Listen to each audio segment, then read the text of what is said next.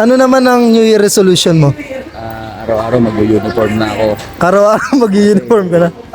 Yun ang dapat maging mabuting ehemplo sa mga estudyante. Ay, naman. Parang pinariringgan mo ako ah.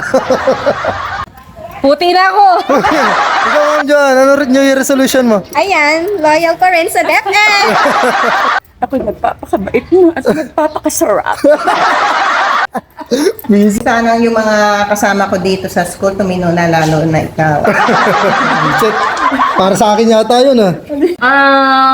Pumayat ako. Pumayat ka. Ano? The diet. Ang New Year's resolution ko, sana makatipid na ako ngayon. Magdipid. Magtitipid. Alright. Ano ba? Papasok na ako ng 8.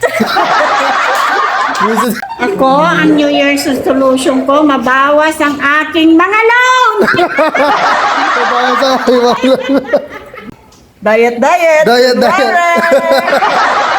Of course, syempre, yung mga bad things hindi na gagawin. Mag-move on na tayo. Alright. Syempre, New Year. Kailangan New Year, new Live. Alright. Happy New Year. New Year 2025. Mag-diet.